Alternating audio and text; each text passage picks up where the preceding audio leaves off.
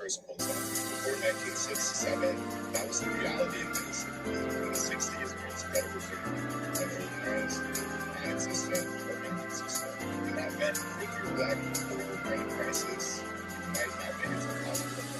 So often just it's Dew Time with Pastor Steph. A doctor named Joseph Barr teamed up with a group of black men in Pittsburgh's Mill District to do what no one else had: create paramedics. They weren't just driving people to the hospital, they were treating patients on the way using CPR, defibrillators, and advanced trauma care, just like EMTs today. Good morning, good morning, good morning. Rise and shine. You're on with this Dew Time with Pastor Steph. How are you this morning? That's what I like to hear. That's what I like to hear. For this is the day the Lord has made. Let us rejoice and be glad in it. So, where were you all week? We got our week started shaking the Monday morning blues with the Dew Time crew. And we talked about the fake nice gestures men commonly use that manipulate you into thinking he's a good guy, ladies. Well, one of the first things we talked about was leaning in too quickly. In other words, telling you that he loves you. Now, you have enough common sense to know whether that one is fake or not. Because if you haven't known one another long enough, then how could he be in love with you? So you got to make sure that you're not falling in love so quickly that when he leans in to tell you that, you automatically know it's not true. All right. What about the one wanting to be with you 24/7? Well, Pastor KL says, don't believe the hype, because that means he has nowhere to go. Shanti says, listen, I don't care if you want to be with me 24/7 or not. I don't care if you think you're with me 24/7 or not. You're not going to know everything I do, because I want to slide off and do what I want to do. I'm going to get it done. So either way, that response, or Pastor Kale's response, means an epic fail. You're not going to make it. Well, let's talk about a Tuesday rolled around, and we talked about the possible reasons that God is not answering your prayer. Or we could say, the reason why God may not be answering your prayers. Either way, there's some prayers that are not being answered, and you need to consider why. And one of the reasons, you're not right with God. Yeah. You're not right with God. Now, this here, I think of all the points that they gave, I believe this is the hardest sell, because nobody wants to believe that they're not right with God to the degree that God is not answering your prayer. Well, you better go do your studying, because just so happened, I've been studying this week, and this is the topic. And this here came up before that study started. And you'd be surprised how many times in the Bible it really discusses why God may not be answering your prayer. Now, it doesn't come up in that category, but if you read the Bible enough, you'll stumble across some things. All right. Well, another one, some of your stuff may not align with God's will. So in other words, he can allow what you ask to be. But there are other times we are grateful for the times when God says no. Man, it has been said on this broadcast several times. Thank you, God, for your denial. Because if you went with what I asked for, because I wasn't thinking right at the time and I was asking for this thing, my life would have been an utmost mess. So we want to be grateful for the times when our request does not align with God's will, and he says no. Yeah, because baby, I need one to know what would be going down if God did not use his ultimate wisdom to deal with us. Wow, Wednesday rolled around and we talked about the city school district across the country that's trying to find drivers, and they're having this test driving event. So they're going to invite people to come on down, get a couple of hot dogs, something to drink, and test drive a school bus.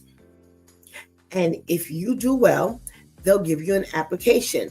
Well, man, we saw that as a potential epic fail.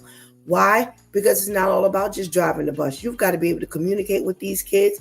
You've got to be able to really like kids, because, man, sometimes we don't even like our own kids and we don't want to put them on our bus. So we've seen a few times over the course of It's Due Time with Pastor Steph. We've read a few times over the course of It's Due Time with Pastor Steph how the bus driver and the kids were not getting along so well, and the things that happened when they did it. So this test drive event may not be the thing. Well, Therapeutic Thursday rolled around, and oh my, we got to talking about some of the things that are going on in this world, and gave an opportunity for the Due Time crew and you to think about, is a lot of the stuff that's being done caused by mental illness, or is it straight, pure evil? Because that's a big possibility. We don't consider that people just are hateful. We sometimes don't consider that people are wicked. We sometimes forget that the enemy is the prince of this world, and this world is full of sin. And those things could very well cause a lot of this calculated behavior. You know, the Due Time crew spoke about the fact that the man in yesterday's story, got up that morning, decided that he was going to do some harm. He went and purchased 5 gallons of gasoline. He went to the man's job. He waited to see the man. He doused him with 5 gallons of gas and then set him on fire. Now, it's a hard sell to think that someone that calculated is mentally ill, opposed to pure hatred, because they said that it wasn't political, it was personal. And anytime you do things like that or stab somebody, they always say those are more personal crimes. So it's hard to sell people on the fact that the devil made me do it. Because here's the thing, your own flesh and spirit is what does it. The devil cannot have control of your brain, get in your brain, excuse me, and now act buck wild. So we need to really, excuse me,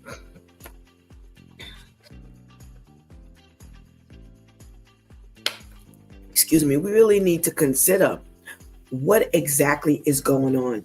You know, in the last few years, everything has been blamed on mental illness. And we do know that some of these things, do have mental illness at the nucleus of its action. However, everything that they're putting mental illness on is not a mental illness thing. So come on, let's get this together. Well, those are just some of the things we talked about Monday, Tuesday, Wednesday, Thursday, and not yet Friday because we're here today. But go back and listen. Go back and listen. And I want to remind you that if you can watch, make sure you check us out. And if you want to check us out live, that's the key. Check us out Monday through Friday, 7 a.m. to 9 a.m. on a Closer Walk Christian Media Network. And make sure you get here on time, because from the moment we start, anything can go on. Or you can catch us live at the same time from Monday through Friday, 7 a.m. to 9 a.m. on Facebook Live, Coach for Christian Life. Now, if you can't watch, but you can listen, we are on almost every streaming platform. iHeart Radio, Spotify, Apple iTunes, Apple Podcasts, Audible.com, Amazon Prime Podcast. We're all over the place. So if you want to catch up with us, you have the ability to do so. Okay? Okay. Well, today is Freestyle Friday, and we get to do whatever it is we want to do. Well, Talk to the Men is what we do on Fridays. And boy, do they give us something to talk about. So go ahead and get that healthy breakfast. Go ahead and tell somebody, anybody, that It's Due Time with Pastor Steph is on. And whatever you do, don't go anywhere, because we will be right back.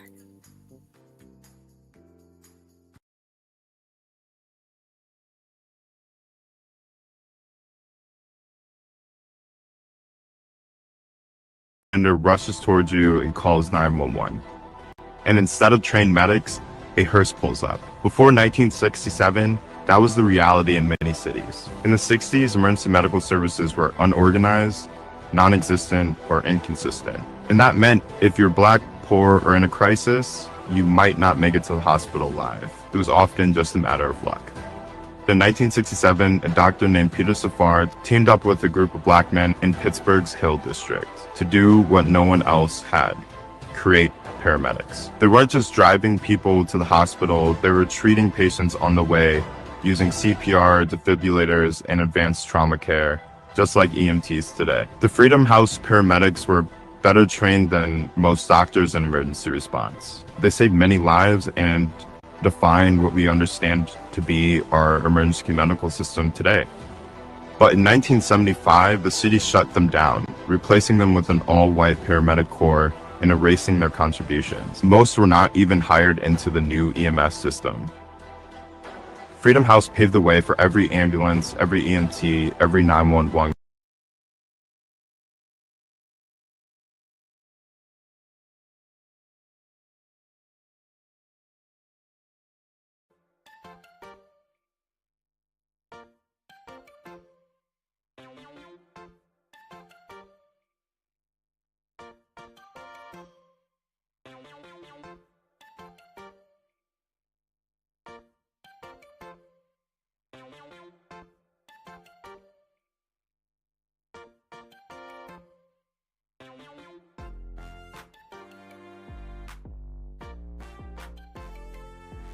Good morning, and good morning again. Welcome back to It's Due Time with Pastor Steph, and it is Freestyle Friday.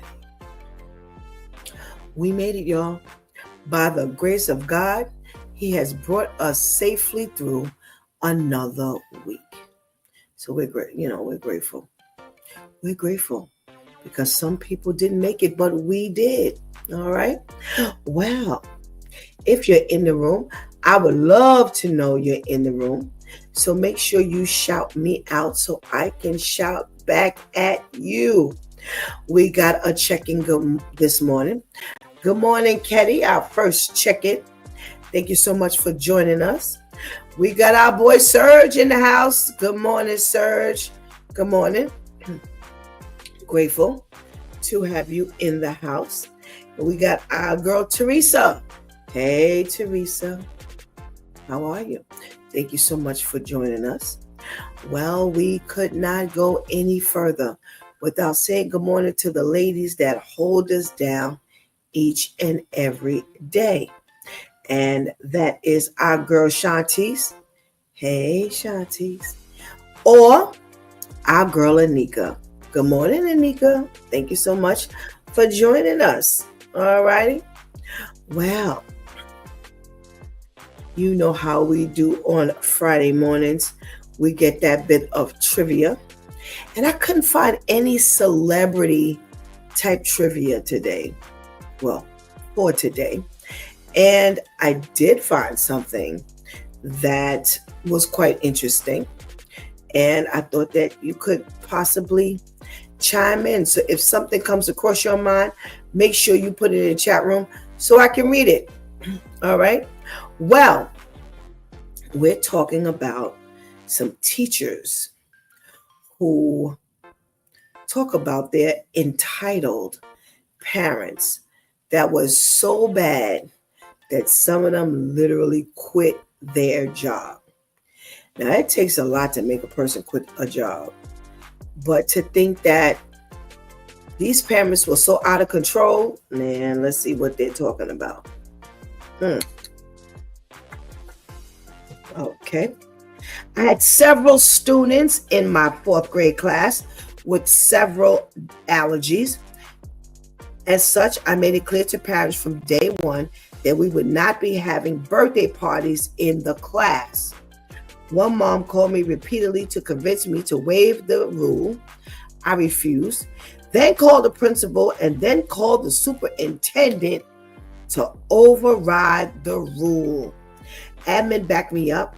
Right after lunch on her daughter's birthday, the mom walks in my room with a huge platter of homemade cupcakes.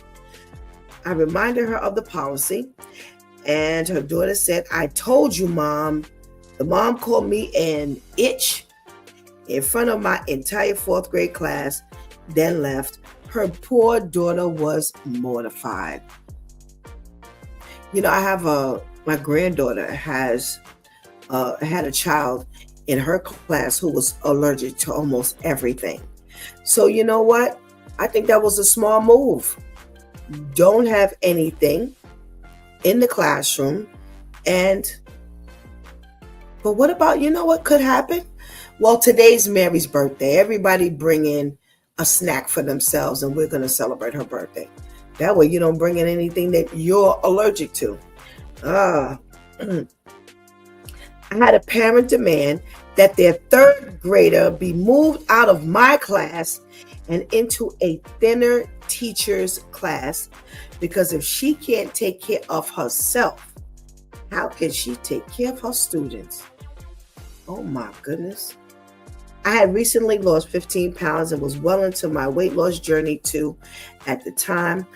Luckily, the principal just laughed at her request, which was really supportive.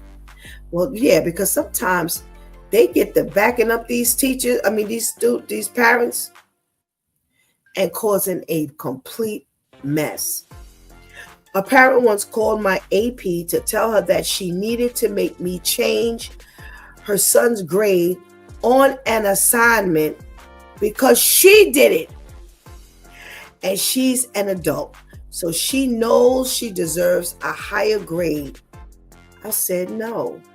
Turns out your son isn't the only one in the family who doesn't understand 9th grade social studies. Are you serious? So you did your child's homework, and because you feel you deserve a higher grade, you'll call the school to tell them that? Yo, you straight out of control. What kind of mess is that? So the child was supposed to get a higher grade opposed to a 0, because that's what he should have gotten, because he hadn't done the work. So you're so arrogant that you didn't even consider that you might be blowing up the whole thing. Man, I tell you, these people are out of control. Well, we got a chicken from Miss Grace. Hey, Miss Grace, good morning. How are you? Happy to see that you're on this morning. Let's see what else these crazy parents have done. Boy, these some long stories. All right, let's try this one. An art teacher once had to stop class and make a class colors t-shirt smaller because the mother of a freshman had ordered the wrong size on the order form. She demanded that another shirt be given to her child, but the shirts were made to order and there were no extras. Then she demanded that the home ec teacher alter the t-shirt. There haven't been home ec teachers at this school for over 10 years. Yeah, when was the last time we had a home economics teacher? Finally, she demanded that the teacher who had designed the t-shirt, the art teacher, alter the shirt. She stopped class, got out the sewing machine, and made the shirt smaller. Wow. I am a pre-K teacher at a private school. One morning at 6 a.m., I got a text from a child's mom that said, "Today is my birthday. Yay. I would like to come to the classroom and bring a treat for the kids to celebrate." Yes, it was the mother's birthday, not her child's birthday. We celebrate birthdays by singing a birthday song, eating the child's favorite treat, and creating a poster that shows why they love the birthday child. I let her know that she did not need to bring in a snack, but that she could come in to eat lunch with her child if she wanted to. Well, she then asked me if I was going to have the class sing to her and tell her what they love about her. It was ridiculous. Now, wait a minute. You ain't got no friends? You so poor on friends that you go into the pre-K class so they could sing and tell you how much they love you or why they love you. They don't know you. Everybody is made for these positions. Because if you're in it, that means you could tolerate all this nonsense. There's nowhere in the world this makes sense to you. Oh my goodness gracious. A parent emailed me about the bad grade her child got on a speech project. It was half the required time, filled with ums and uhs, and they read off index cards with no attempt to memorize it. Mom said the speech was fantastic, and she would know because she was in the classroom watching it. Reader, she was not in my classroom. While I was trying to come up with a response to this unhinged email, Mom emailed me again to call herself out about claiming to have been present. I deleted my draft response and pretended the whole exchange never happened. I just wanted it to stop. Woo! God bless you, teachers. God bless you, teachers. Because I couldn't do it. Oh, I couldn't do it. On the day of graduation, a mom of one of my students sent an email during the ceremony blaming me for her son losing his scholarship because he received a D in my class and not a C. She sent the novel of an email, so I won't go into details of her angry accusations, but it made me realize that instead of checking the parent portal and seeing why he got that grade, it was easier for her to blame me rather than see all the factors involved. Well, I wouldn't even care. They didn't graduate. Why am I reading the parent portal? I wouldn't be reading it. She's better than me. Because, man, I couldn't wait for graduation day. I wouldn't read nothing else. Their daughter did not get elected to the homecoming court. Mother demanded to recount the votes, even though 4 teachers had counted them together. Her votes were not even close to the 3 winners. We had not kept the votes because we foolishly thought that everyone would believe us. She went to the principal and the head of the school when she didn't get her way, and she said she would sue. I heard that several lawyers laughed her out of their offices. She took her daughter out of the school that year and enrolled her in public school. This was October of her senior year.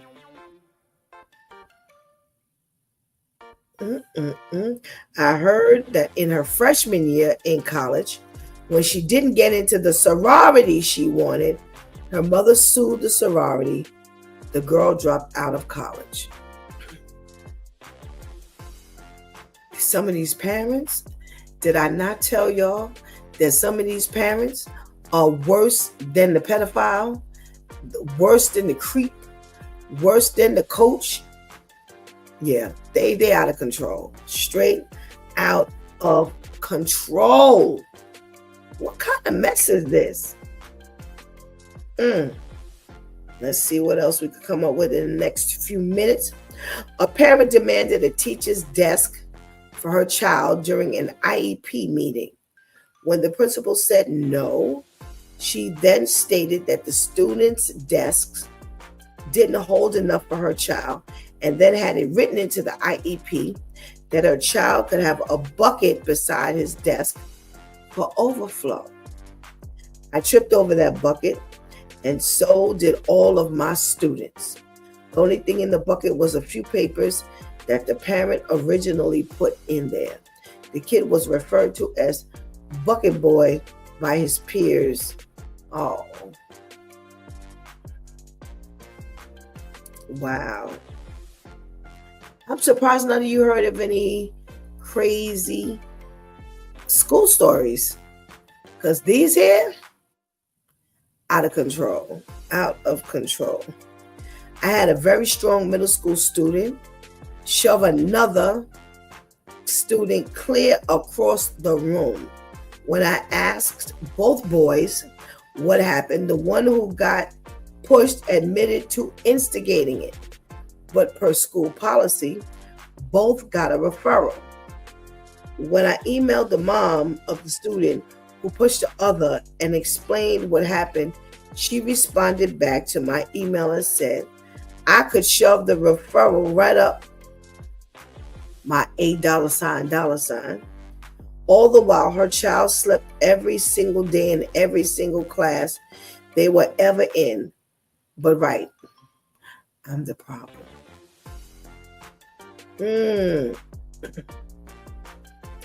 I'm a 24-year-old co-parent, co-worker, just what it says, whose lifespan was the same age as my career in teaching, demanded her child be removed from my classroom because I had rules and consequences which she claimed caused her child to cry all day.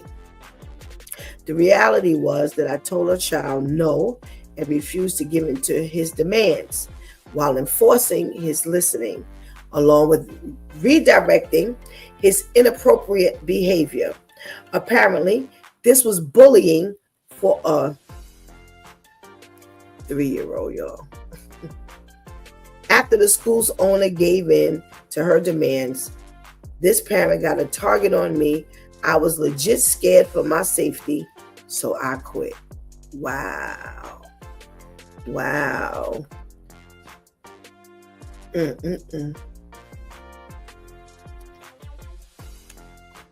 I tell you, Brother Al tells the stories of the parents. Vivian told a story yesterday about a parent, and I'm sure these are minor compared to some of the craziness that they go through. And it really takes a whole lot to really keep yourself together with some of these parents. And I'm surprised you don't hear more confrontation physically with these parents, because, these teachers are made differently now. They're a lot younger. They're not the old teachers that we used to have back in our day. These teachers and parents here are very different than when we were going to school. So I'm surprised we're really not hearing more instances. Anika said, talk about the people who shouldn't be parents. Their attitude will always scar the kids. It's true. To the degree where one of the students end up quitting after in college, mom was still involved with her activities and what didn't happen, and the girl was embarrassed. She's gonna go through this for the rest of her life. You gotta be kidding me. We gotta check in from our girl Tamika. Good morning, Tamika. I'm sure you hear your share of the school horror stories from Brother Al. And we got a check-in from our Deacon Diallo. Good morning. Good morning. Thank you so much for stopping by. We appreciate you. All right, what are we talking about in this news today? We got a little, what do you call it? Celebrity news. And let's see what's coming up as our first story of the morning. So, Tyrese is our first piece of conversation. So, I don't know, if any of you have seen or heard Tyrese Gibson from Fast and Furious and the singer, that one right there. So, he's been in the news quite often recently about him and his wife. And, I have not looked into it. I haven't checked it out. But yesterday when I saw this caption alone, I wanted to check it out and see. Maybe that's why they're always in the news. So the story is Tyrese's ex-wife. She wants him locked up for $500,000 in unpaid fees. Now, I guess some judges will do that because I had to really read through the whole article to figure out what exactly was the deal here, because there was something that I didn't quite understand. Well, Tyrese and his wife have been divorced from ex-wife they've been divorced for quite some time, and that has not stopped all the trouble. Despite the fact that they're divorced for such a while, they are still going back and forth over things. So Samantha Gibson was divorcing her husband, and even at the admittance, she said that maybe things weren't as bad as she kind of thought, and maybe she prematurely divorced Tyrese. Maybe it was just a little too soon.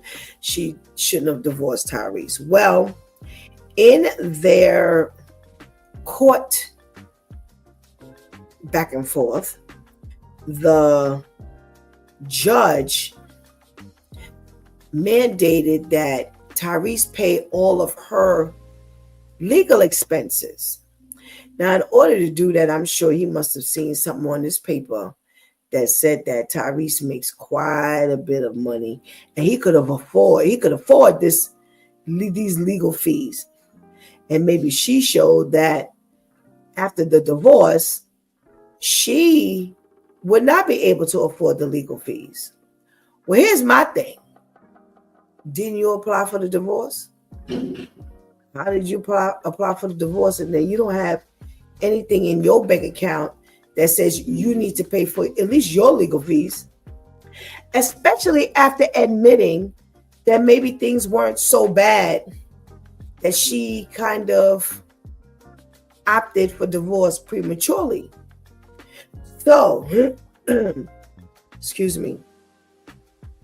So she has climbed to $450 and $92,651.99. And she has petitioned to the court for the court to lock him up because he has not paid these court fees. Now, they say that Mr. Gibson has the ability to pay the court-ordered attorney's fees and accrued interest and chooses to ignore the court's order as he has violated the prior orders. So it sounds like they could possibly put him in jail without her even making that official request. Well, they are continuing to press this thing. Her two attorneys, she has two different attorneys, which is one of the reasons why this is so expensive.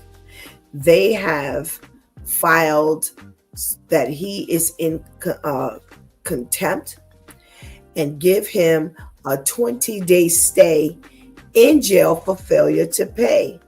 Now, normally we always hear about child support. Them going to court for child support. This has nothing to do with child support. No. They have pushed and pushed. Now he owes $217,731 to one law firm, and he owes $181,421 to another law firm. And he just refuses to pay this thing. So we don't know if Tyrese will end up in jail. They're only asking for 20 days. They're not like asking him to go to jail until he pays, all of the fees, but they're just asking for 20 days. I guess they figure, 20 days is a lot for a person, excuse me, who may not want to go to jail.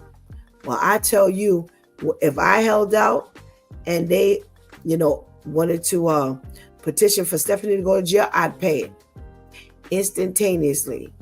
Before the pen stopped smoking, I'd be paying, because I wouldn't want to go to jail no 20 days. That's all right. That's all right. I'll pass. I'm not interested. Like I said, again, I don't know what she claimed.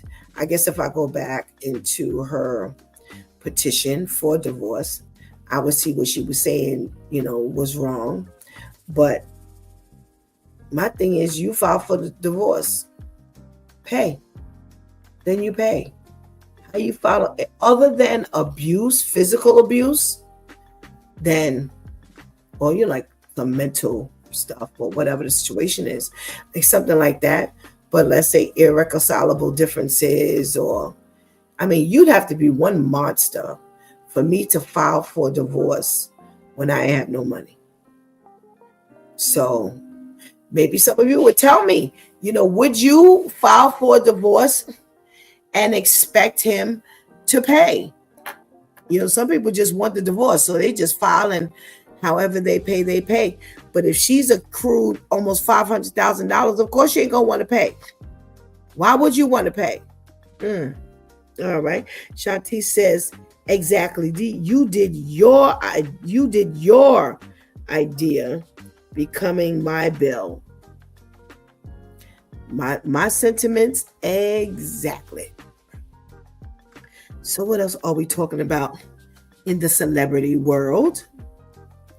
Let's see. Oh,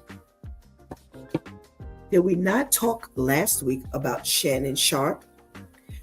Well, we talked about the fact that he had this accuser who said she was raped in October and then said she was raped in January. Okay, so you went back for seconds. Well, she filed a case because she said that she was all mentally messed up, pain and suffering, psychological and emotional distress. mental anguish, embarrassment, and humiliation. Now, if you're raped one time, you can definitely experience all these things. I can't say I've never been raped. So I'm believing that you can experience these things from being raped. 2 times, you went back. Now this man raped you because he says we were in a relationship and it was consensual. You say he raped you not once, but twice. So my question, like I'm sure I asked last week, how in the world did you get raped in October and you went back to be raped in January? Because if you asked me to meet up with you, if you claim, excuse me, you wanted to talk, if you claim that you weren't the person who you were back in October, I'd have to bring somebody with me. We'd have to meet in a public place, and there would be no one-to-ones ever again. So you went back for seconds when you said you were raped twice. Well, he blew it. Prior to all of this, back in 2024, the earlier part of 2024, he signed a deal with ESPN that would bring him a lot of money. And ever since this accusation came out in April, ESPN froze his appearance and his involvement with ESPN until the smoke settled. Now, he still had money coming in because he had a podcast. He may still have it, but he was, operating a podcast, and they had offered him $100 million.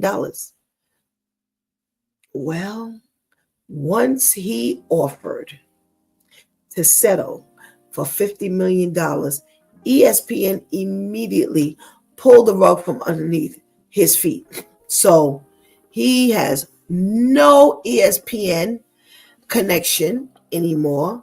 They have completely dropped him. Now, this is why I said from the beginning, if this wasn't true, and this was 100% consensual, and you 100% behaved yourself every time you two were together, then why would you settle?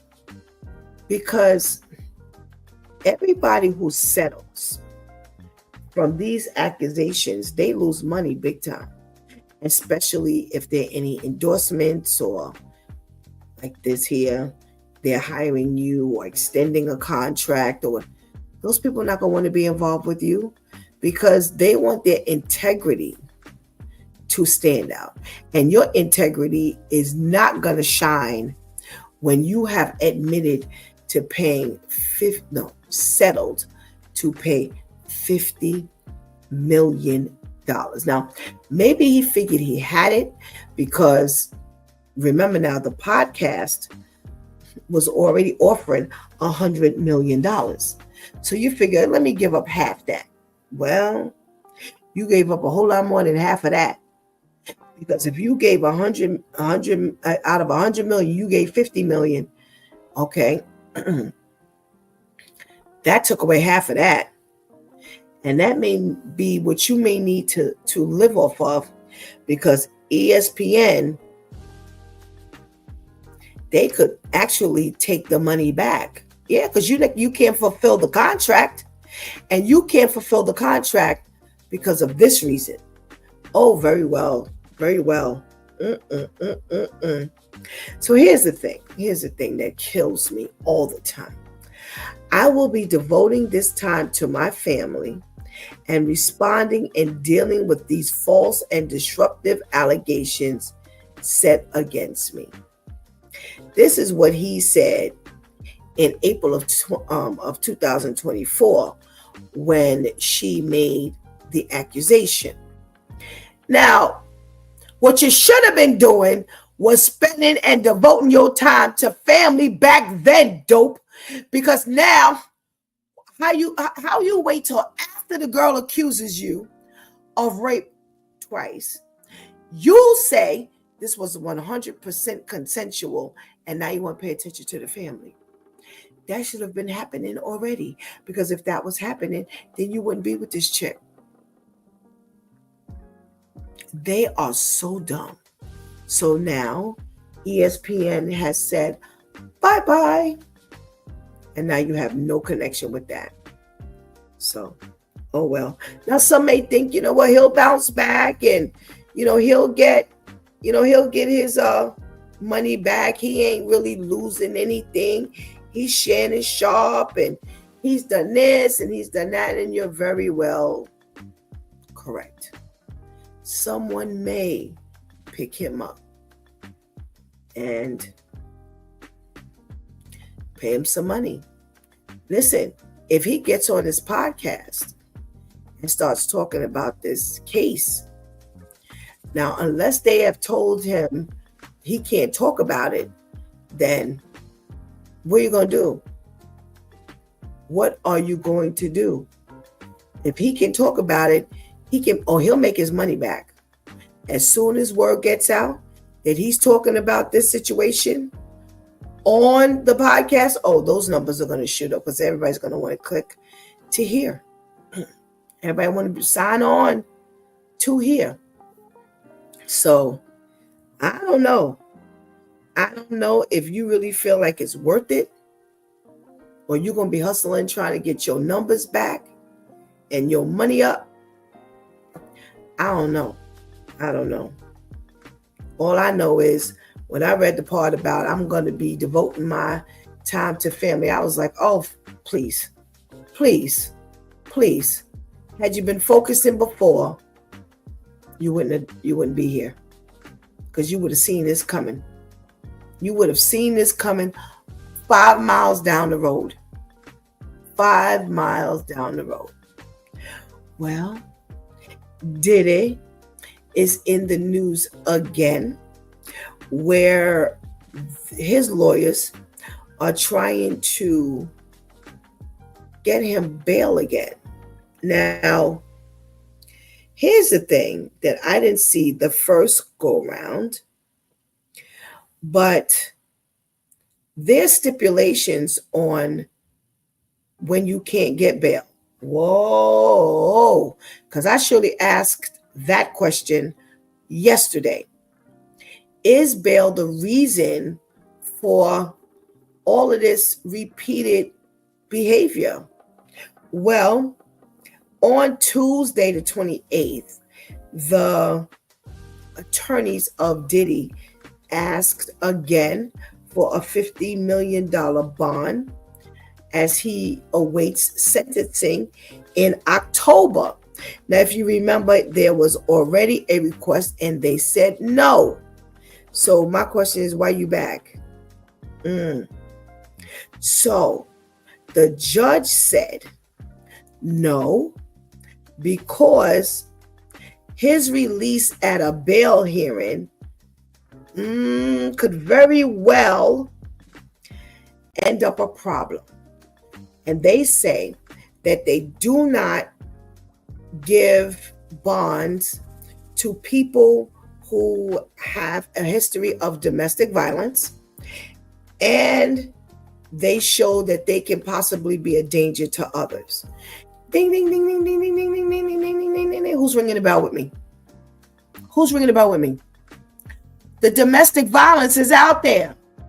It says no, because there is a history of domestic violence. Well, if he was beating up on the girlfriends, then guess what? That's domestic violence. So they're not releasing him because of that. The other thing is, he could possibly pose a danger to others. Well, he was acquitted on certain charges that had something to do with what he does in retaliation when he doesn't get his way. And you may have been acquitted of it, but it surely don't mean that you don't have the potential That's what the judge is denying him for, has denied him for. And they're like, no, we're not giving you bail. I said no before. Now, the attorneys are saying, hey, well, he was provoked. He was provoked into the domestic violence. He was provoked into the domestic violence with Cassie, as well as this other woman who they've been calling Jane Doe, and where something happened between the two of them verbally, and she smashed his head down on a table, and he then punched, choked, and kicked her and beat her up. So they're saying that because he was provoked, he should be given bail. Really, y'all? You know, I just have so little respect for defense attorneys, because the lengths that they'll go to get stuff for their client, that's just a little too much for me. That's a little too much for me. I don't care why, you know, you say you did this. You already had a habit of doing this. This may have been one of the rare times where someone hit you first, but that's not the case in all the other stories. No. Shanti says, why are they so persistent on getting him bail? He's pushing so he can get back at those who testified. It is a huge possibility that that's correct. And what in the world if it is? Now you've released this man on bail, and now he's loose to do whatever he wants to do. He was already in jail, calling to intimidate those who were showing up in court. Again, whether they prove that to be true or not, guess what? There's a possibility. And remember the accusations. And Anika's ringing that bell with me. Ding, ding, ding, ding, ding, ding, ding, ding. Yeah, big time domestic violence issues. And no, if they said that one of the reasons why they do not give bail to people who have domestic violence issues, how many times have these men gone to court with these women for domestic violence and come out and kill them? So I'm going to let you out on bail? I don't think so. Excuse me. We have our brother Ainsley on the line. Let's say good morning to brother Ainsley. Hey, good morning. Good morning, Pastor Steph. Good morning, brother Ainsley. How are you? I'm doing all right. Seems like long time no see. I was just getting ready to say the same thing. I was like, boy, it seems like it's been forever since I've had you, laid my eyes on you. So thank you so much for joining us this morning. Yes. So we have our little celebrity news this morning. We didn't get to the hardcore real news, but okay. You know what? It's Men's Day. So I'm going to throw this out there. All so right, Tyrese's ex-wife, they've been divorced for quite some time. Okay. During the divorce proceedings, the judge mandated Tyrese pay her legal fees. So her legal fees are up to like $500,000. Now that's because she owes one set of lawyers and another set of lawyers. So now, they're combining these fees, and her and her attorneys have petitioned the court to lock him up for not paying these fees. Now, I'm not familiar.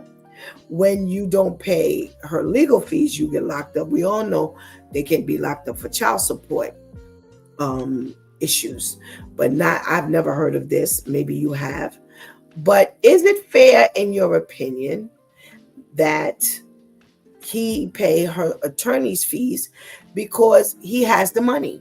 Now, in one little piece, during this whole time when they were getting a divorce, she admitted that maybe she rang that divorce bell a little too early.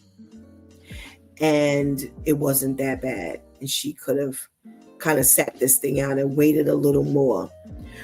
So do you think, in light of all of this, he should be made to pay her fees? No, I really don't think so. I think I heard something like this some time ago. Well, there is an exception to this. A reason why maybe he should Pastor should. Generally speaking, though, I'm like, listen, if I get a lawyer, you get a lawyer. My lawyer is my responsibility. Your lawyer is your responsibility. That's it. My lawyer is my mouthpiece. Your lawyer is your mouthpiece, and whatnot. And your lawyer is trying to come after me. So I'm paying for the opposition too. No. Your attorney, look, I get in a lawsuit. Normally it's normally about a third, depending where you're at, third, 25%, whatever case may be. So, I think no, it's not right. So I'm like, why? And I believe she has some money on her own too. So I'm like, Okay. that's your responsibility. Now I can see it if I know he's probably the breadwinner, but I believe Right. she has her own money, so to speak. Okay. But let's say this person, the wife or the spouse is say a totally at home domestic engineer, if you will, and has no income and gets all of her income, so to speak, from the spouse. I can see that to a certain extent, Okay. but she's really entitled to, something, so I can see under those circumstances. But generally speaking, I'm like, now it's different. Now I can see, like, say, in a different civil action, when you sue Right. somebody, I think whoever lose, then maybe you gotta pay. But for this, like, Okay. domestic divorce and stuff like that, I'd be like, no, your lawyer know what he was getting into. But they see dollar signs, they see money. Oh, he's celebrity, he must have a whole lot of bank, so they go for the juggler. Okay. While we're on the subject, let's grab your brothers. Good morning, Brother Al. Top of the morning, top of the morning. How you doing? Good morning. Good morning, Brother Al. Good morning. Oh, How brother are you? Ainsley in the building. Everything is everything. How's that, bro? All right. Oh, yeah. So we're talking about this Tyrese issue, and now they're petitioning. She and her attorneys are petitioning for him to be put in court. But in jail for 20 days. Is this fair? Absolutely not. I was hearing what Brother Ainsley was saying, and I disagree with all that. If you come after me, you wanted the divorce, you came for me, then figure out a way, take out a loan. I shouldn't have to pay for it. You wanted the divorce from me, and you chose I'm going to go for it to you. I don't care if you're a work at home mom, whatever. You wanted the divorce, you figure it out. I shouldn't have to pay for that. Okay. Nice, short and sweet. All right, where's our Pastor KL?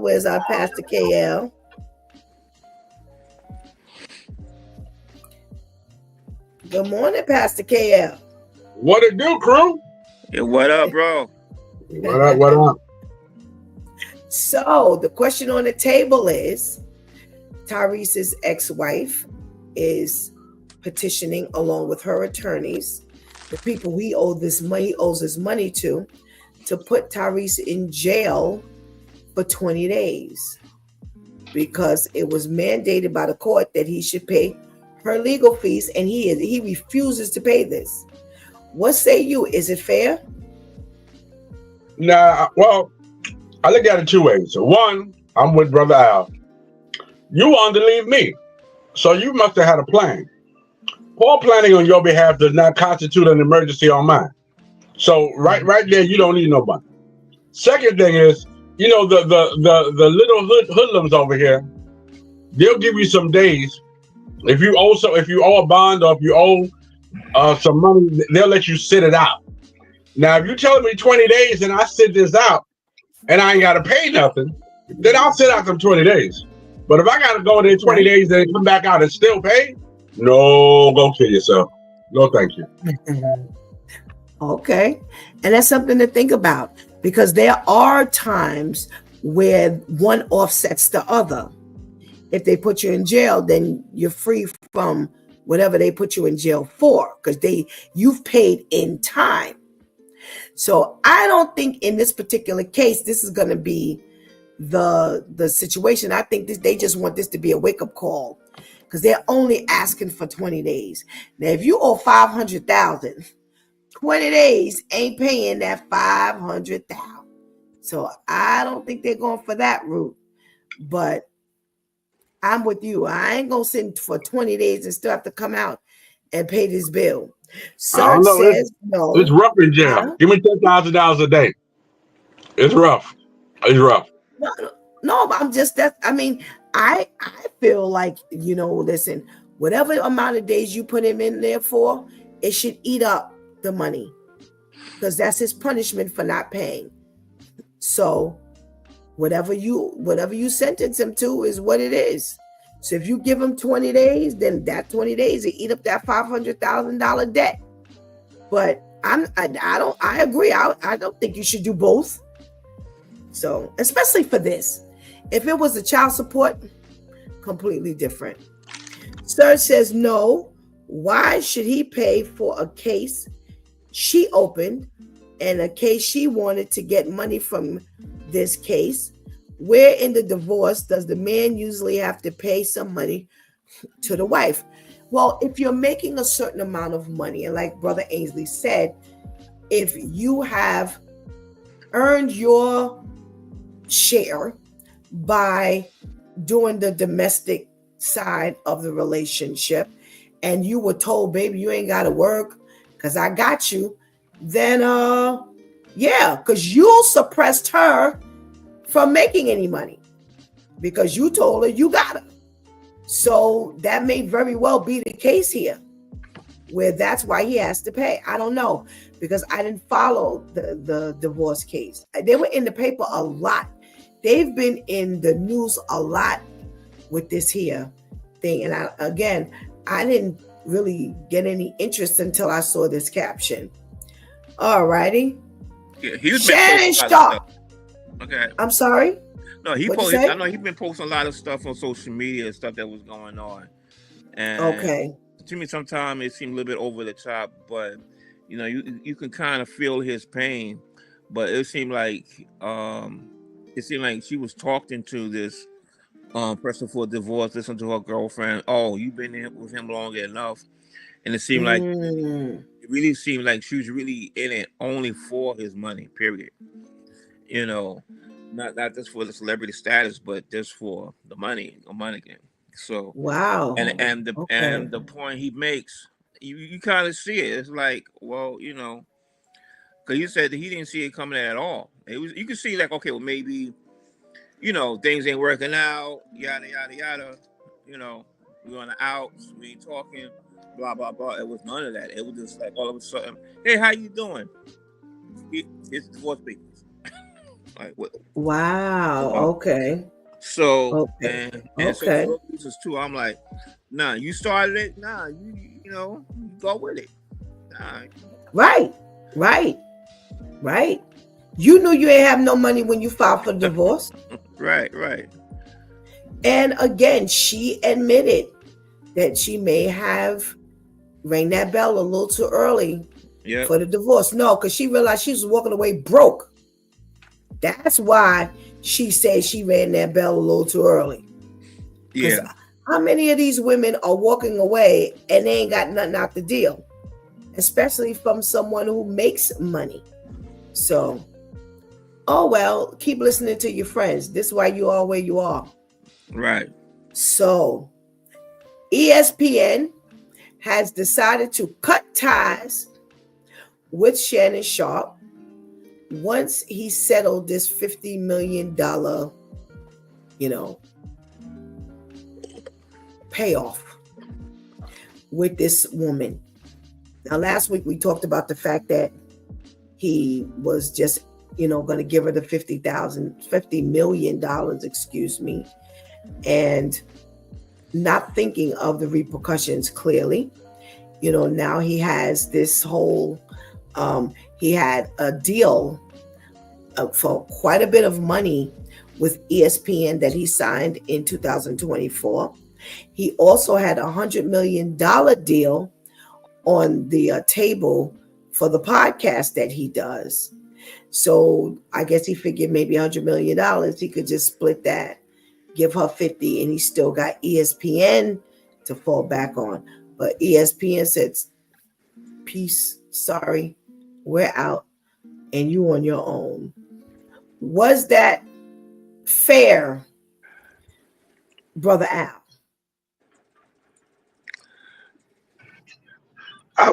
Excuse me. I would say, yeah, these guys, these people, I always said when I was talking with somebody about this before, and I said it's called karma. You cannot do dirt to people and think you're gonna have a successful life.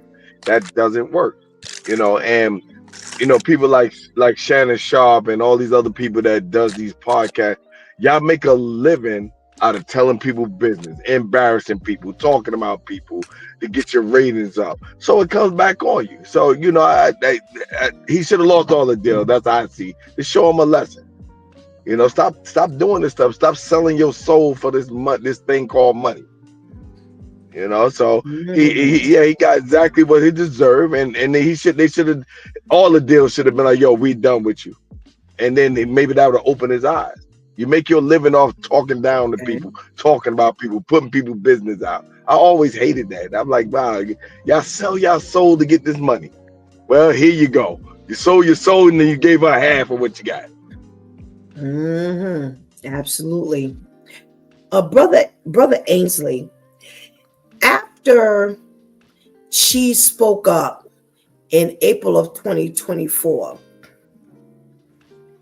he stepped back saying, I will be devoting this time to my family and responding and dealing with these false and disruptive allegations set against me. And then you pay $50 million. What is that?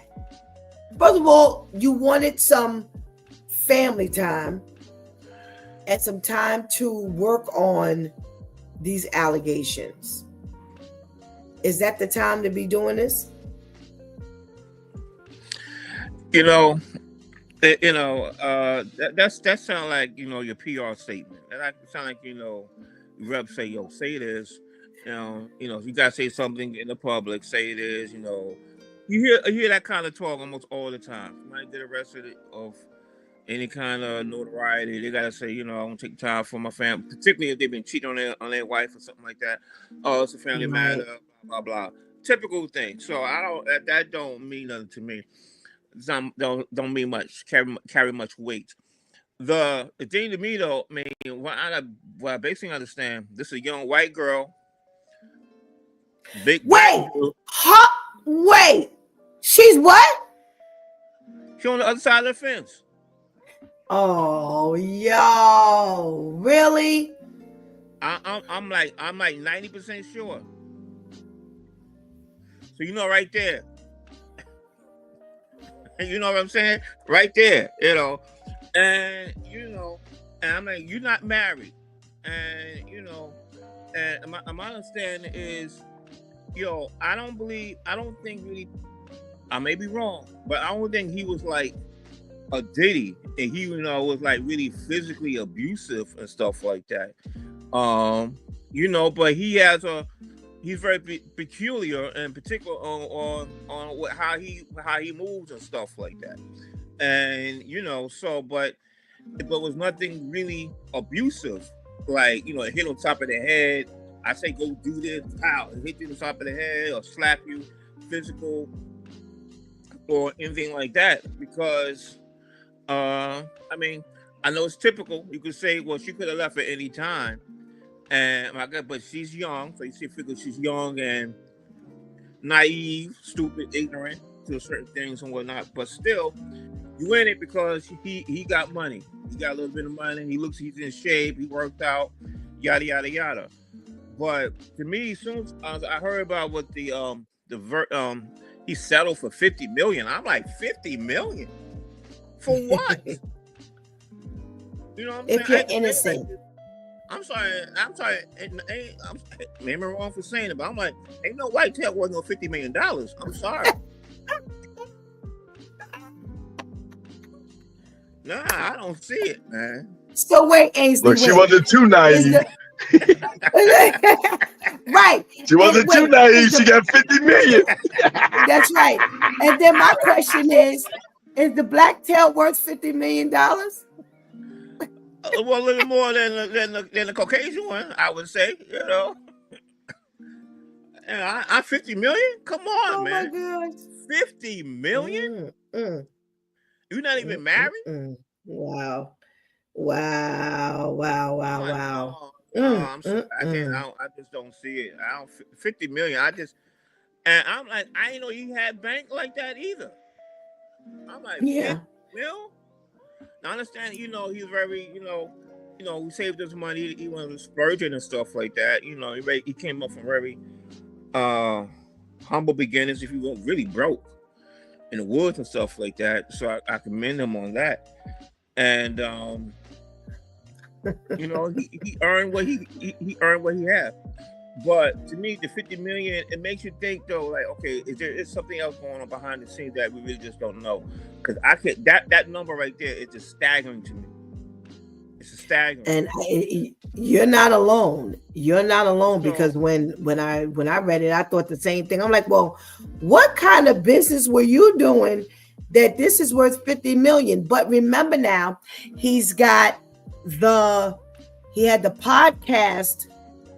$100 million he was getting for the podcast. So I guess he figured he had just signed a something deal with ESPN right before this allegation hit. And then they offered him $100 million for the podcast.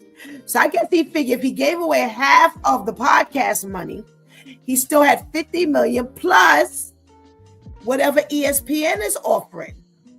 He had no idea. You understand what I'm saying? He ain't anticipating that ESPN go drop him. Because if you did, you surely wouldn't have paid her no $50 million. Yeah, I'm going to speak to my brother-in-law about that. He was like, yeah, he had some good deals coming in. He had some good lucrative deals, from ESPN. Yeah. But I tend to think, though, it's part of the whole contract.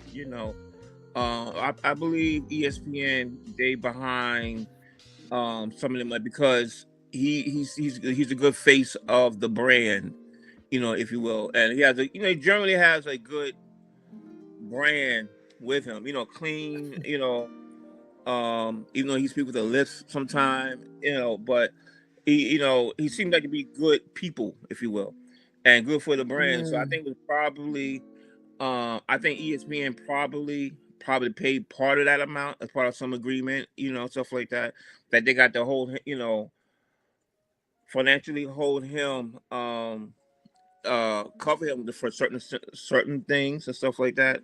And so I believe they probably like, listen, we paid some of this money out for you, and we don't like how things are going, so they cut it from that. Give him a little bit of money and say, hey, you be good. You go your way, I go my way. Hate to see it though, because I do like him. Well, if it was what you said, and he was this beautiful brand, face of the brand, then you knew they were going to get rid of him, because now you didn't just settle for $50 million because you supposedly raped somebody. You are no longer a good look for this brand. So that definitely 50 million, I would have fought that. I was like, nah, you got to call for me. We ain't settling. We got to go to court. We got to get a jury. You got to get some witnesses. I'm like, I'm sorry. We got you know, which begs to think, okay, what else is in the closet? You don't want to come out when you go to court. Absolutely.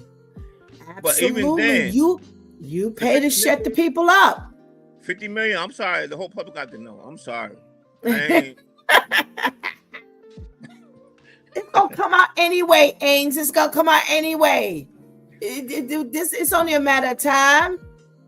It's only a matter of time. She got her money now, so she could talk. She could tell. Nah, if you saw it, it'll be we call it NDA. Nah, you ain't saying nothing. I'm gonna give you 50 million. You gonna talk? Nah, it'll probably be like, listen, you talk, you gotta give some of that money back. Well, listen, don't be surprised if they don't Cassie her, because that's what happened with her. Yeah, she was gonna take the 30 mil and walk off and not say anything, and the authorities said, no, you need to speak up. You took the money, you got something to say. That's what happened when we mess with that, you know, hate to say it, you know, the white woman. A white woman get you in trouble like that. You gotta be careful. Come on, that's history. Oh, right, my goodness. Oh my goodness. All right, we got a comment from Shantice that says stupid. We got to check in from our Pastor Vinny. Hey, Pastor Vinny. Good morning. Nice to see you on with us this morning. We have a statement from Anika. Not particular enough. So you're going to have to qualify that, because I'm sure that's for something old in the early part of this conversation. I don't know what you're talking about. Sir says, man, look, she's from OnlyFans. What more can you say? She sees all the case of women saying we were raped and they're winning. Why not jump on the case to get more money? And he's stupid because he knows Disney owns ESPN, and Disney don't play when it comes to the media with their workers or partners. When it's too clean, Disney will clean their hands from those things. Like Ainsley said, there's a brand that, a brand look they were going after, and he seemed to have been the one. Well, after he got smeared with this, you can forget that nonsense. Pastor KL. So they drop him from the brand. Is that fair? Is that something that they should have done? Or should they have, kept up the look? That's definitely something they should have done. I mean, when you mess with Potiphar's wife, there's things that's going to happen. There are going to be some issues. They thought he was going to be a nice house Negro, a nice face for the brand, and he became just as bad as the ones in the field. So yeah, he messed up. He messed up really, really bad. I don't know why when we get a couple of dollars, we want to go to the other side. Well, I do know why, because some of our side is a little ratchet and don't know how to deal with money. But I mean, it's just crazy. We run to the whitest trash we can get. I don't know about you. I know we got some married men on the panel, but I argue when my wife wants $50. You talking about 50 million? I mean, $50. I want to know what you need with $50. What you gonna do with it? You know what I mean? Is there gonna be change coming back? Now you want $50 million? No, that's not the will of God for my life. I'm sorry. Exactly, man. 50 mil, man. Yeah. Yeah. Which indicates that that's hush money. Because who pays that? You just saw Diddy pay Cassie $30 million and he's been dragged through the mud. You going on top of that and pay 50? You hiding something. You're hiding something. Since I'm gonna be dragged anyway, take this $50. You're gonna drag me anyway. Take the $50. It's gonna be the same drag. The drag ain't gonna be different. At least I'm 45 million in. I'm good. Take the 50. Yeah, exactly. Listen, I stand the ground on if I'm innocent, I ain't paying no money. I don't care if it's $50. If I'm innocent, no. If we did something that, we gonna be ashamed of later, then we're just gonna have to be ashamed of this thing. All and this too shall pass. But I I'm get not that, paying no. but after how many times people to pay that they just want to move on because it gets arduous and time consuming, and it's something. Particularly if you're innocent, it kind of backfires because here you are fighting this thing, like you really want to move away from, and at some point it'd be like, all right, listen, I'll give you $500,000, all right, plus your legal fees. Let's go, move on. So you just move on with your life. You know what I'm saying? I definitely. It ain't, that's why sometimes I say it's not an admission of guilt, even though it very, very much appears to be.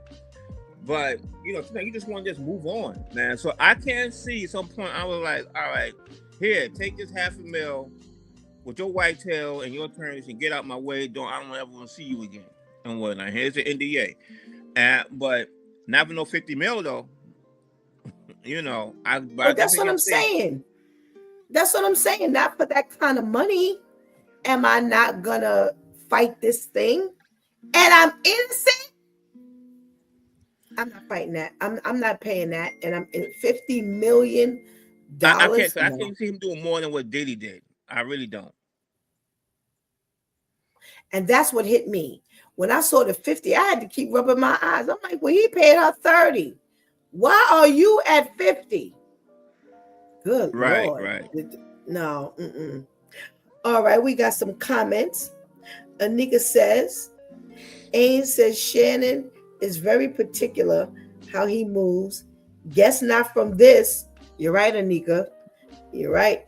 Pastor Vinny says they had to drop him or be complicit with his mess. Absolutely, because you get dragged down. You get dragged down. Anika says that's what you get for playing with the other side. And Pastor Vinny says that's almost like child rape. Well, at 20-something years old, stupid. You almost 60 years old with money. You didn't see this coming? Dope. I just said you're a dope. And the comedian Monique, she even told him what kind of woman he need to get. He said you need to leave them. He told you need to leave them young women alone. Monique told him a while ago. Yes, but you should know this as a man. But you know what? We ain't going there. All right, so we've got this whites only town in Arkansas, and they're going buck wild with this one. They're like, absolutely no way. So out in Arkansas, they feel that if they do not want blacks, Jews, and gays, they can start a town that doesn't allow blacks, Jews, and gays. And the land is not owned by, any entity where you can't buy it. So if we can acquire this town and we can afford it and we pay for it, we should be able to say no blacks, no Jews, and no gays. However, the Attorney General is saying we don't operate like that here in Arkansas. If a town is started, the gates should be open to receive whomever wants to come into the gates. We can't have that. You've got the other people, and I'm assuming on this side of the fence, that says, no way, you're not going to get to have a town that you can segregate and put in this town who you want to put in this town. Brother Al,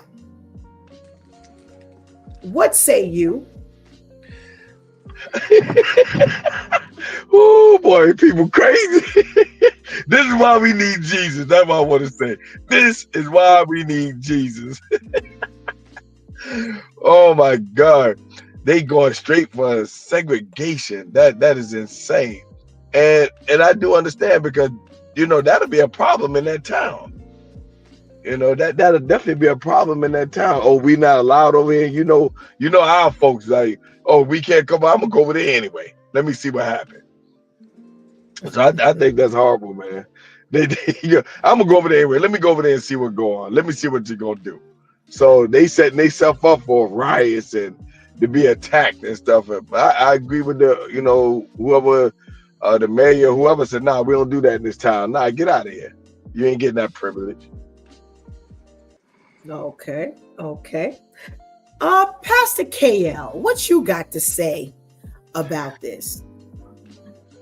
Well, I mean, listen, I think there's a problem because they announce it. I mean, there's so many places and towns for white folks only.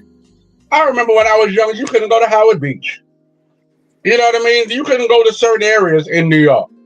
But now that they're saying this is what they're doing, they've been doing this. This is nothing new. They're just voicing it now. Now they're just outside without the sheets on their head. Before they used to cover the face. They used to wear the outfits. Now they don't wear the outfits. They're coming out and saying, we don't want you here. So now that's a problem because it's been vocalized. But this is nothing new. Man, if you saw one of us Negroes in a place after dark, we got shot, we got lynched, we got hung. And the question would be, why were you in that neighborhood? Come on. This is not new.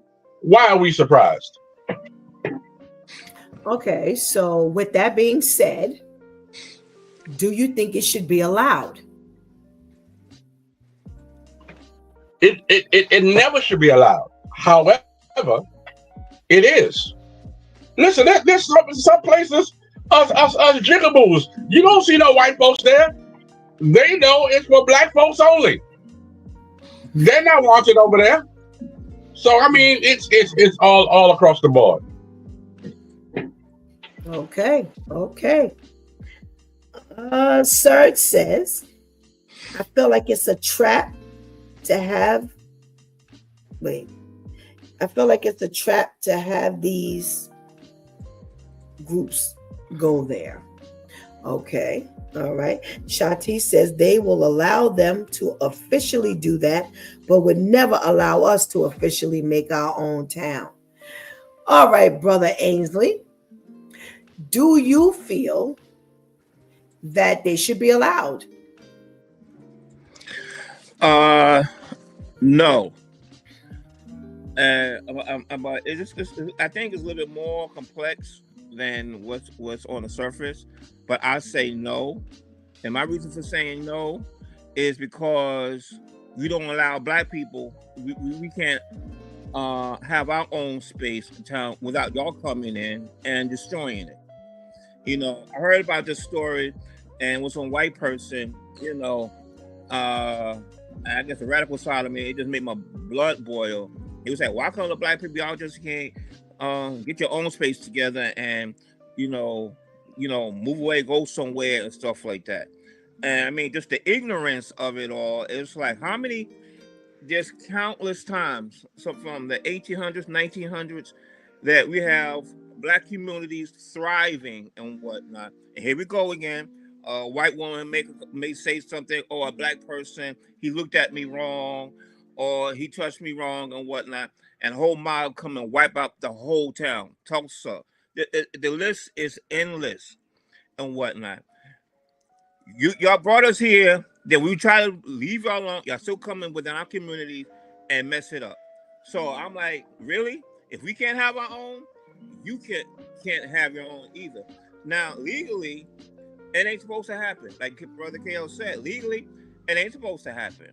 But what's supposed to happen and what actually happens is two different things. There's some towns, I think they call it sundown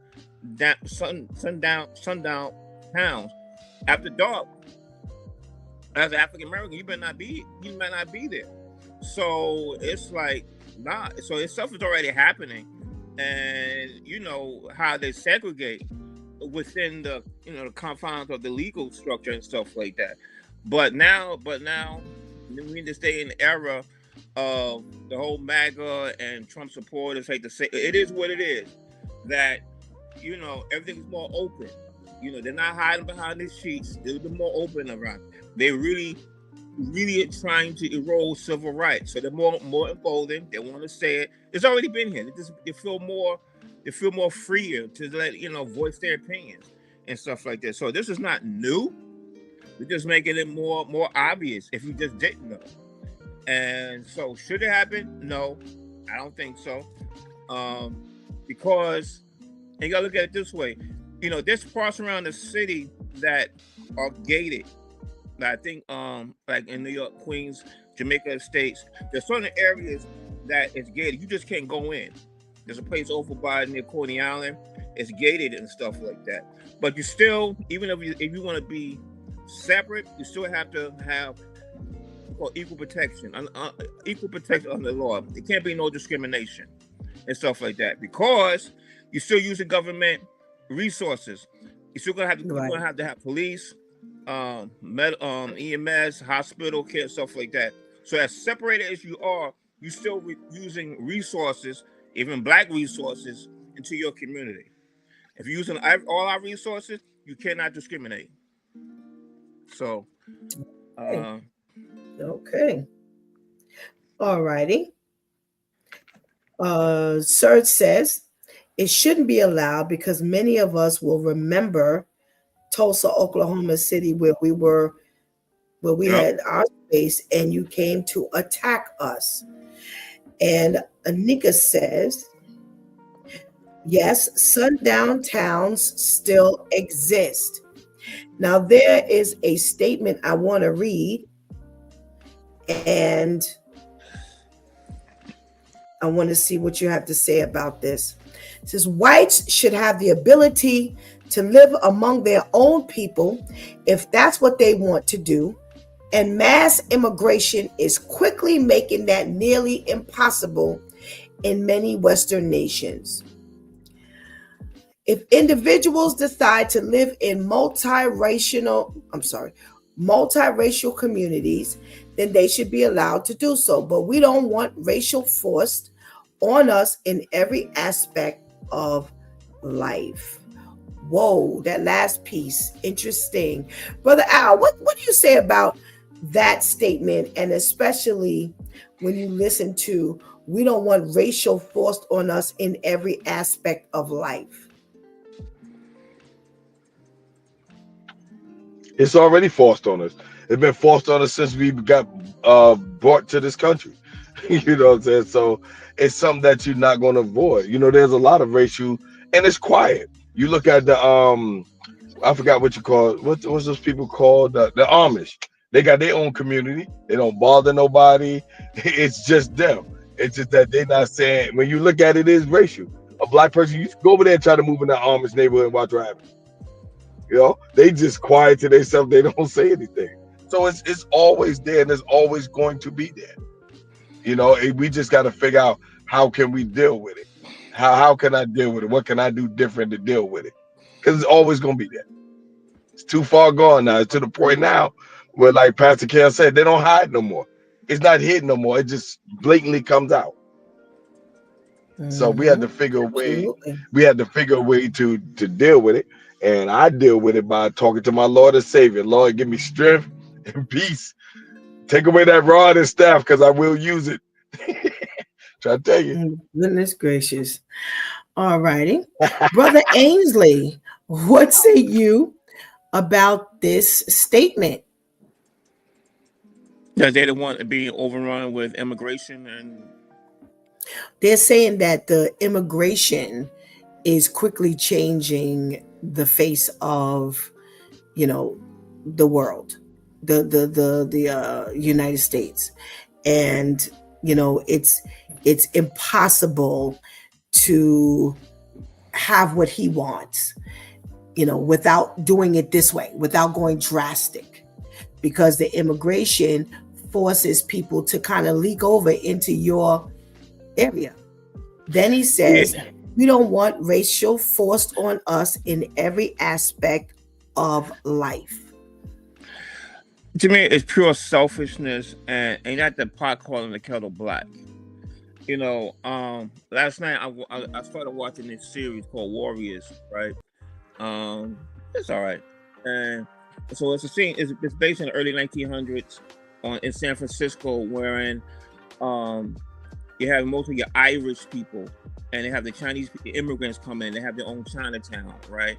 So the Chinatown is basically in their own little community, but the white businessmen, they're using Chinese labor because it's cheap, right?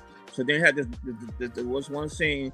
The head of this Irish workers is talking to some of a leader of the Chinese thing. They were talking about, you China, y'all taking over our jobs. We've been here and we sacrificed. And the guy was like, well, where do you come from? And of course, you come from Ireland and stuff like that. And the bottom line is, look, that's what they came over here for, trying to find a better life. And you want to talk about immigration, or I hate to say it, unless you Indian, everybody done immigrated here. You know what I'm saying? Yeah. Immigrated here. So you talking about? Sorry. You talking about immigration? You are immigrant. What you talking about? How other people are doing to you? Supposedly, you've done to the people already here. So I mean, how dare you? How dare you? You get a taste of your own medicine, if you will. It's supposed to be the land of opportunity, milk and honey, and some. That's what it is. Everybody got a right to it. That's what you got to adjust. The same way the Native Americans had to adjust, or were made to adjust. You got to adjust. That's it. Period. No, you can't have it all your way. It's just that it's a white superiority complex. It's supposed to be my way and only my way. So no. You started this nonsense and stuff. Like they don't want to share. That you don't want to let people just to strive on their own, make it and do well on their own. No, you got to take away. You got to you're discriminating in all areas, housing, education. It's the whole gambit and stuff like this. Now you want whites only. All right, if you want your own place, go find another country somewhere. Go somewhere else with that, but not here. Not here. Okay. Pastor KL, what say you about this statement? Well, buckle up, because I'm going to make some people kind of squeamish and annoyed and mad. In a way, I agree with it. Pastor KL lives in a neighborhood where I am the only me in the neighborhood. There is no other black person on my block or in my neighborhood but me. I refuse to live with us. I refuse to, because of the way we act.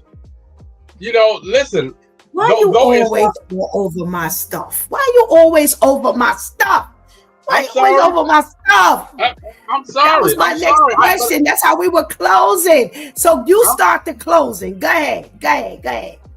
You know what? I'll shut up. This is why I don't want to live with around y'all. Because y'all interrupt me. That was my next question. So stop talking and let me ask my next question so you can go ahead into that. So they don't want any of us in their town, okay? And we've all expressed how we felt. You didn't answer the question, as always. Now, what do you feel about this? They are allowed to segregate and have all whites, and then we have our own town. Would you move into that town? Pastor KL, take it away.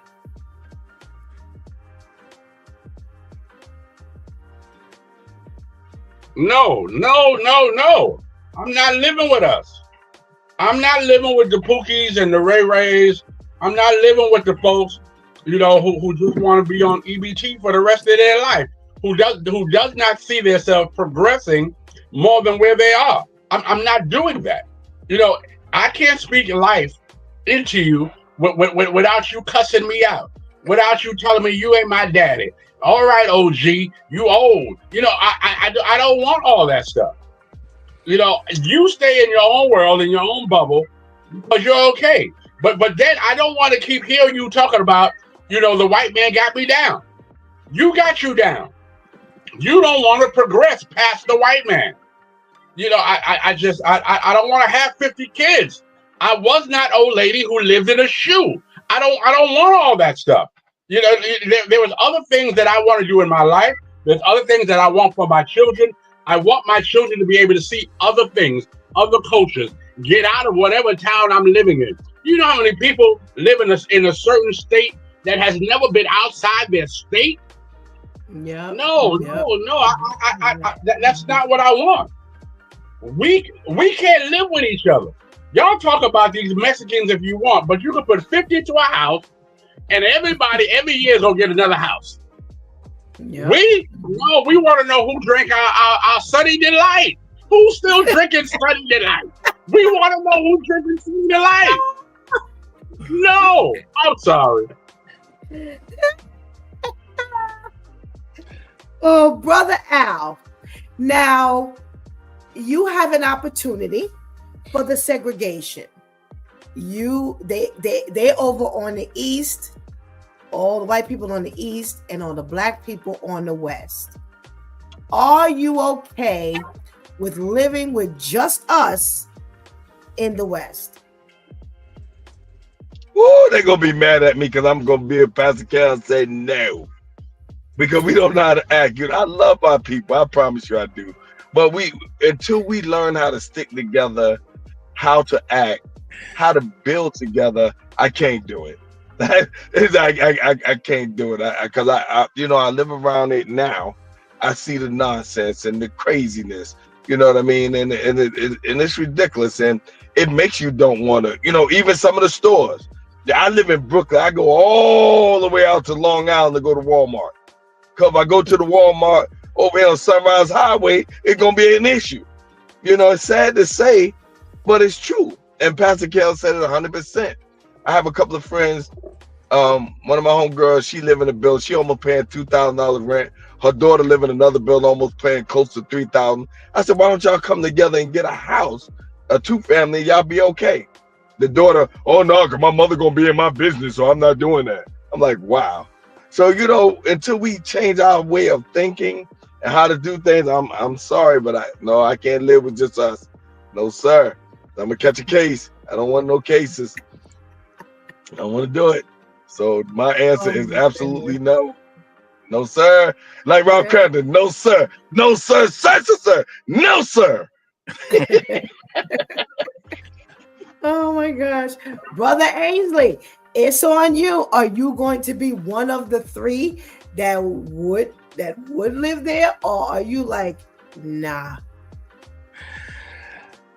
You know what it is? To me, it's I hear my brothers. I understand it to a certain extent, but honestly, really, to me, when I really think about it and do it like this, I gotta disagree. I love my people. I'm black. Every day I wake up, I'm born black, gonna be black and whatnot. And my thing is, I'm not gonna perpetuate the image like we all black people are like this. There's too much of us. It's really more of them like that than us. All you see is the black image. We own drugs. It's this, that, and other, pimp hoes, all this whole kind of thing. And I think we are more together than we get credit for than what actually really is and stuff like that. We don't want no riffraff. They got more. It's just more white riffraff than it is black riffraff. I've been around the country. I've seen some old white trash areas and stuff like that. I'm like, they go both ways. Riffraff it's an equal opportunity. You know what I'm saying? So I don't care. And then you got some trashy white, trailer park areas and stuff like that. And I'm like, okay. Then my ghetto five brothers just over here, they ain't doing all that bad compared with how these doing over here. So I'm like, the issue is nobody wants to riffraff in that area, But it's just like we all in there. We are putting all black people are like that. We do stick together. We do things together. That things is lack of knowledge. I know people who are putting their resources together to build real estate, financially investing and stuff that we do. You just don't hear about it. I think that's the problem. We don't want to hear about it. But I'm not going to further perpetuate this that we can't work together. I don't want to live around no riffraff either. But listen, I don't want to live around no white riffraff. No white trash. You know what I'm saying? So I don't care what color it is. So I'll say with mine. I know mine. You know what, Ainsley? Ainsley? This is spoken like an immigrant. Ain't you Jamaican? This is spoken like an immigrant.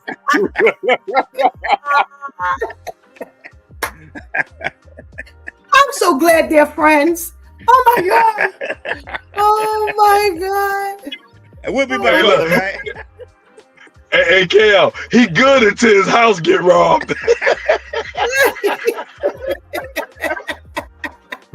Oh my gosh. I'm God. so glad. So glad that y'all are friends. Oh my goodness gracious. Wait, we got a comment from Serge. He says, I agree with Pastor KL.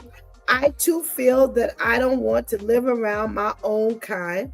However, like all the men said, there's too much stupid things that we have happened to us. Yo, y'all are crazy. All right, my brothers. Oh, wait. Oh, Pastor Vinny is cracking up laughing at y'all. Shantice is cracking up laughing at y'all. Boy, oh boy. Serge is laughing at y'all. All right, this has been quite interesting, and maybe I'll say this before I close. All right, so I knew exactly what I wanted to talk to you guys about when it came to this, and I asked myself the question, Stephanie, should they be allowed to segregate? What do you think about it? So my mind went to, all right, so if we allow them to segregate, and that means that you can't disallow another area or nationality or body of people to segregate. And because at that point we'll live in a segregated world. So that means they'll open up their own schools and it'll be white only schools. And you open up blacks, it'll be black only schools. You open up Asian, it'll be Asian only school. And that'll be the world.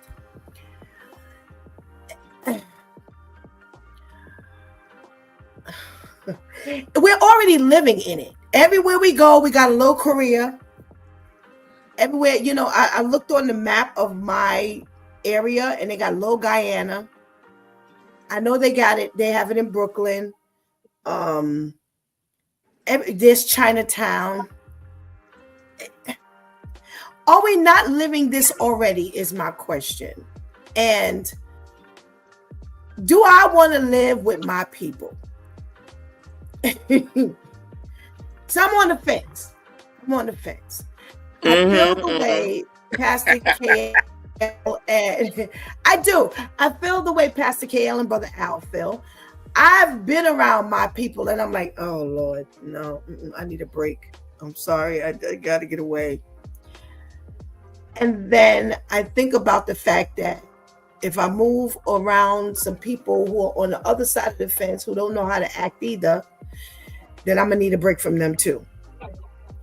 And I agree with Brother Ainsley where it's the class of people we are, running from, not the color of their skin or nationality, but the class of people. Because you can go in like I think it was you, Ainsley, brought up Jamaica State. It's mixed, but it's an upper class group of people. You rarely see, the white trash and in mixed in with upper class, the ghetto with upper class. You really don't see it mixed much. You really don't. You do have the areas that's mixed, but you really don't see it mixed much. But what I want, I'm gonna be honest. part of me says, then just go ahead and segregate. You know, if it'll make life easier, you go ahead over there and have your white town, have your white people, eat your white food, whatever you want. It just and let everybody else alone. Yeah, go ahead. You should be allowed. When you talk about the governmental assistance, then pull it, because you're not doing governmental things. Governmental things needs to be fair, and although we are not equal, it's still fair. So if they want to do it, let them do it. My thing is, I don't care. Go ahead over there. I don't care what happens in your town. You wanted it. So, oh well. So if crime starts to bust out, you can't blame the black people. If the drugs start running, you can't blame the black people, because you have not allowed us in your world. So no matter what happens, I would like to really sit on the outside and watch you live through your segregation. Since we're supposed to be the bad people, you don't want no blacks, no gays. Go ahead. Do your thing. Let them have it. And let the white people police them. So when the white people police begin to treat you like they treat the black people, then what you gonna say? What you gonna say? What you gonna say? So my thing is, go ahead. Let them. I don't care. Honestly, I do not care. My only concern is what I said. Now, does that mean that now you got all the blacks and you got all the Indians and you got all the Asians and you got all the Latinos? That the bigger effect becomes a concern of mine. But in all honesty, allow them. Go ahead. That way you can shut up. You can't blame nobody but y'all when it goes down. So when you have that poor white trash living in the middle of your stuff, what you gonna say? You gonna put them out too? So now it's gonna be no Jews, no gays, no blacks, and no poor white trash. When the junkies start running through there, no blacks, no gays, no Jews, no poor white trash, no junkies. What you gonna do at that point? So I say, go ahead, let them. I don't care. It doesn't affect my people. You go ahead and do what you do. So that I'll say, while we're on mutually. And thank you so much for your contribution into this episode. And we pray you have a wonderful weekend. All right, you too. Y'all take care, brothers. Well, thank you. You do the same, and remember, we didn't land on Plymouth Rock. Plymouth Rock landed on us.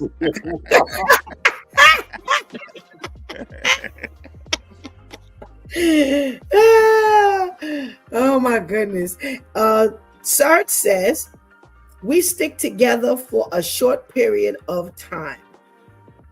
I agree. I actually agree, Serge. We do stick together for a short period of time, and then after a while, all hell breaks loose, and you got the black trash, and you got all the other issues going on. And what you're gonna do after that? So, where do we go from here? Is my question, and that's why I said, my only concern is if they begin to segregate, then does this world become segregated? And that's not what God wants. That was not God's plan for his world. So whether it only happens in the United States, or if it's a worldwide thing and it begins a complete trend, then, what will we do at that point for salvation's goal? The Bible already tells us that the harvest is ripe, but the laborers are few. Well, it is what it is. When you want what you want and they were to give you what you want, are you now, in a sense, locked out of God's plan? So that's why I said it is what it is. You've opted to lock out of God's plan. Segregation has been addressed decades ago. And you still want what you want because you only see the world in black and white. And when you have deemed that the blacks, the Jews, and the gays are not worthy to be lived amongst because they somehow taint your life, your world, then you're not kingdom bound anyway. In your mind, you don't care anything about salvation. You don't care anything about what you could possibly do for the Jews, the blacks, or the gays. You're not considering that there might be something in your life that you may have to offer, or maybe you feel like you've offered enough and it still ain't working. They still don't want what I have to offer. This government is giving them X, Y, and Z, and they live off the government a certain way, and they're not moral, and all kinds of excuses. Jewish people are white too, so gay people are white too. So it's not just against the black people. We know that we're the largest population that they're trying to get rid of, or they want to be away from. But these people are not going to be people who are going to disciple for Christ. Because when you disciple for Christ, you don't pick your group of people that you want to disciple. So you're going to disciple for Christ, but you're not going to disciple a black person. You're not going to disciple someone who's gay, and you're not going to disciple someone who's Jewish. So you're really not working for the kingdom anyway. But leave it to them to believe that they are. They are Klansmen in the church. They are Klansmen who are pastors. This stuff is real. They're Klansmen who are mayors and governors and senators in these, backwoods places. And they don't care anything about everybody, the blacks, the Jews, and the gays. They want to be separated because, again, they're not doing anything for them. We're just a necessary evil in this world. They don't care. So there's a lot to be said for you who want to segregate. Maybe segregation into their own group will bring them to Christ, because maybe you'll see that we ain't the problem, that there are problems in every community. There are problems in every nationality. So you know what? Maybe the blacks, the Jews, and the gays ain't so bad. I thought I could live without them. I thought that, the world would be better without them. I have my own area, and that's what I wanted. But I'm realizing that, you know what? It wasn't so bad being integrated. So my thing is, let them have what they want. We don't know how this will work. We don't know. Like I said, pull the government funding, since everything is not fair, because the government is not only catering to white people who are not gay and who are not Jewish. No. So you can make it happen. Spin your wheels, get your community together, build your community, build exactly what you want without any interruption from anyone, and see how that works for you. How many people will turn around at that point?